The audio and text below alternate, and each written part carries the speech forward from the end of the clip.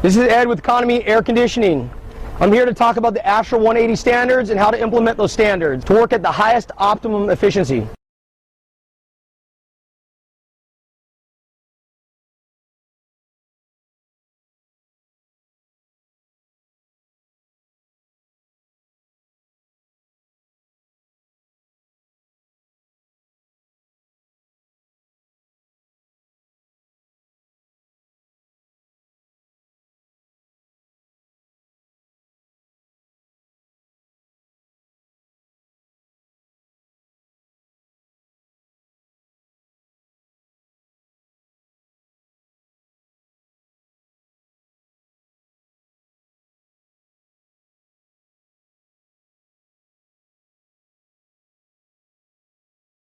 So the first step in the program is to fill out the RTU application.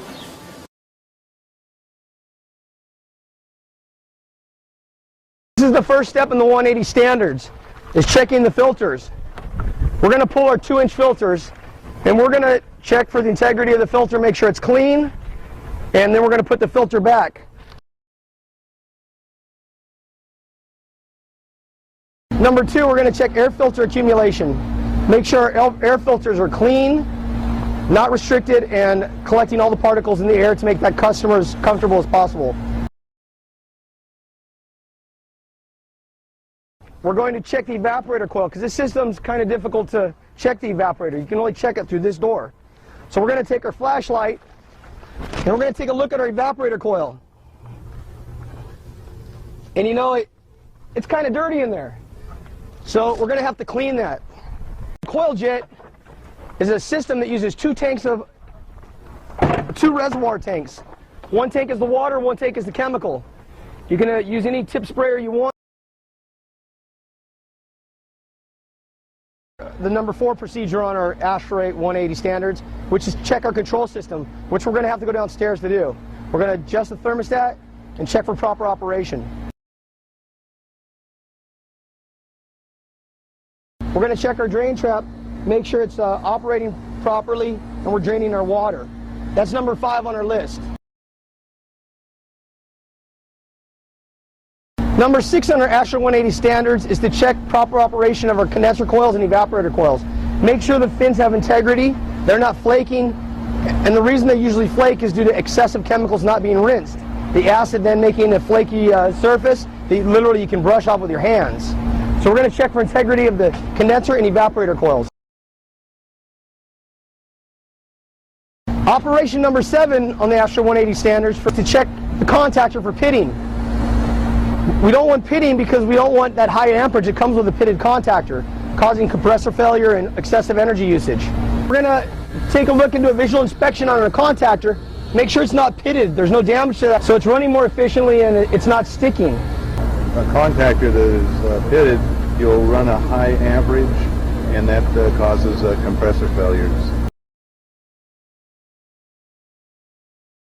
Procedure number 8 on the ASHRAE 180 standards is to check our fan blade for excessive vibration, making sure we're moving enough air across the condenser coil to displace the heat into the atmosphere. When we have a vibration, we know there's an adjustment we need to make to the blade because it's creating a vibration due to the RPMs turning so fast. As a kid, you know, I was always taught to take $1 and stick it on the coil. Now I got $100. I got bigger, kid. And see if it would hold itself in to the coil. And that's a little trick we used when I was a kid to make sure we had enough air pulling across the coil. We want to make sure we have enough air coming across the coil and we can feel the heat displacement coming off the condenser. So that's what we're feeling right now. Larry's there feeling the heat coming off the condenser.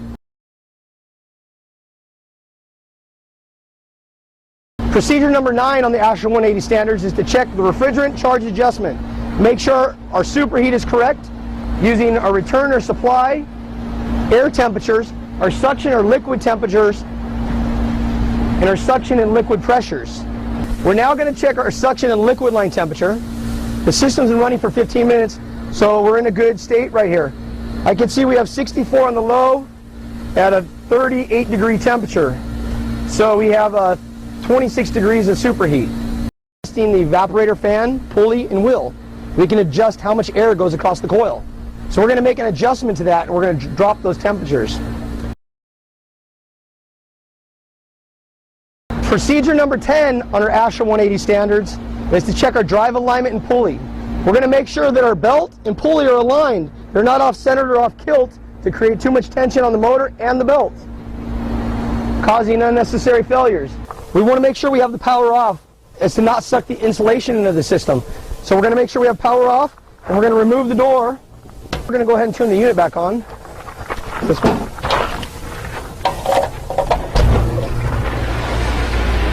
That tension on the belt looks pretty good.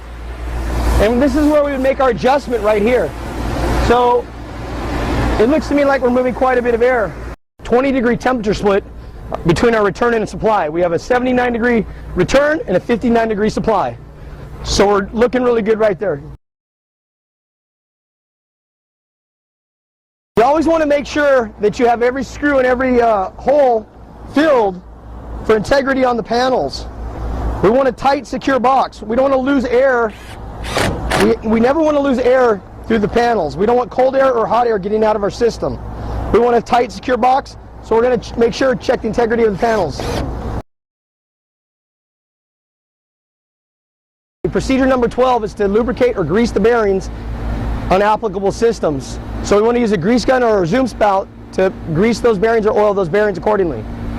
Anthony's going to oil the bearings, and he's going to make sure as he oils them, he sees bearings, he sees oil or grease, if they're greasable, seep out the sides of the bearings.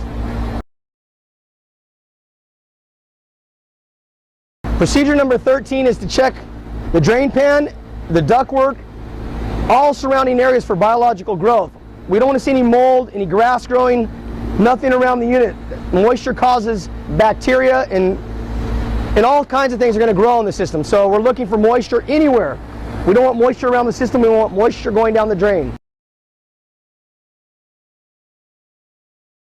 Procedure number 14 is to check the evaporator coil fins. Check for integrity and that they're clean, they're passing the air. Procedure number 15 is to inspect the coil for carryover that's carrying into the store, running down our coils past our drain pan and dripping into the store. This can be a big problem. It ruins the ceiling tiles, and it really makes your customers mad when they get dripped on. Procedure number 16 is to inspect our condenser coils for integrity, make sure they're strong, firm, and clean. Procedure number 17 is a visual inspection for moisture around the unit. This curb system, we're usually going to get moisture starting right here at the base. And I'm always going to take a look down here. I notice these things when I'm on the ground. I'm always looking for any kind of mold. That's the clue, the telltale sign we have a moisture problem.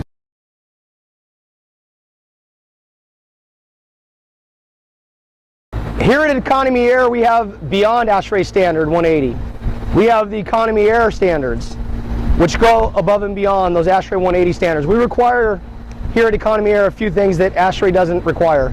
For instance, we require you replace all plastic caps with a brass.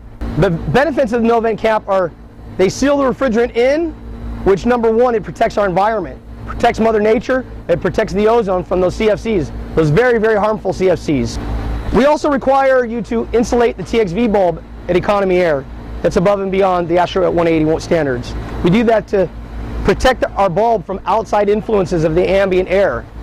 We also require all temperatures that are red are first sanded to remove any corrosion on the suction and the liquid line.